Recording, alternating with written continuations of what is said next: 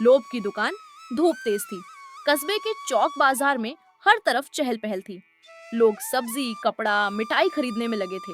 बीचों बीच एक बड़ी सी दुकान थी, Lalchand and sons general store. Lalchand अपनी दुकान पर बैठा था, मूंछें तनी हुई, माथे पर गहरी लकीरें और होठों पर हमेशा की तरह लोभ की मुस्कान। वह हर ग्राहक को ऐसे देखता जैसे कोई मछली जाल में फंसने जा रही हो। एक बुजुर्ग औरत आकर बोली, बेटा, चीनी कितने की दे रहा है? लालचंद ने नकली हमदर्दी से कहा, मान जी, भाव बहुत बढ़ गए हैं, अब तो 60 रुपये किलो।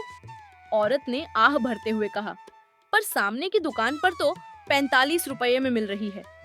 लालचंद ने हंसते हुए कहा, मां जी, सामने वाले की चीनी नकली है, असली चीनी चाहिए तो यही लेनी पड़ेगी। औरत मजबूरी में खरीद ले गई। पीछे खड़े लोग सब देख रहे थे, लेकिन चुप। लालचंद की दुकान सबसे बड़ी थी, उसका रसूख भी सबसे ज्यादा। उसी दिन एक गरीब बच्चा आया, हाथ में सिक्के दबाए हुए बोला, भैया, अम्मी कहती हैं आधा किलो आटा दे दो, यही पैसे हैं। लालचंद ने पैसों को तिरछी नजर से देखा, घिन कर बोला, इतने में तो 300 ग्राम ही मिलेगा, ले जाओ।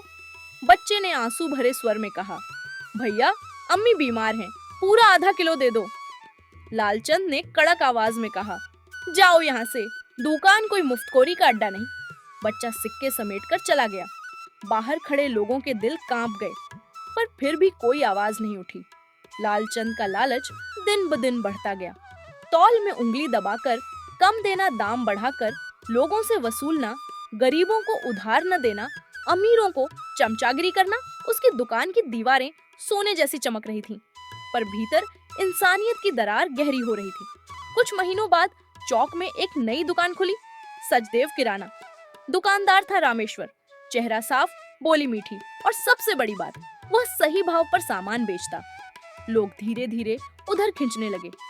लालचंद ने देखा तो आंखें लाल हो गईं। ये नई दुकान मेरी बर्बादी का सबब बनेगी, कुछ करना पड़ेगा। लालचंद ने रात को अपने आदमियों को भेजा। उन्होंने रामेश्वर की दुकान में चूहे छोड़ दिए, जिससे आटा और चावल खराब हो जाए।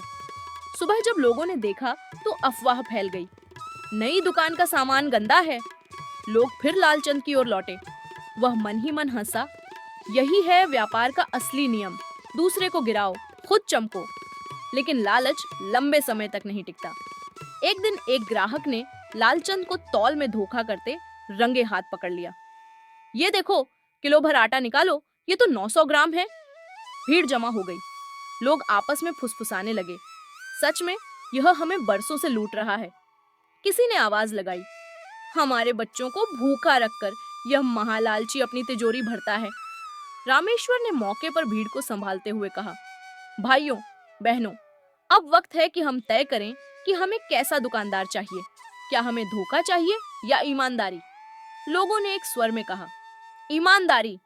भीड़ ने लालचंद की दुकान का बहिष्कार करने का ऐलान कर दिया। कुछ ही हफ्तों में लालचंद की दुकान पर सन्नाटा छा गया। ताले जंग खा गए, धूल जम गई।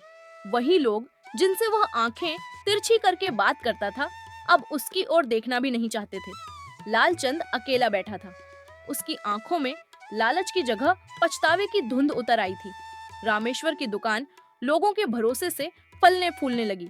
लोग कहते, सही भाव, सही तोल और सही दिल, यही असली दुकान है। और लालचंद वह कस्बे के लिए एक उदाहरण बन गया।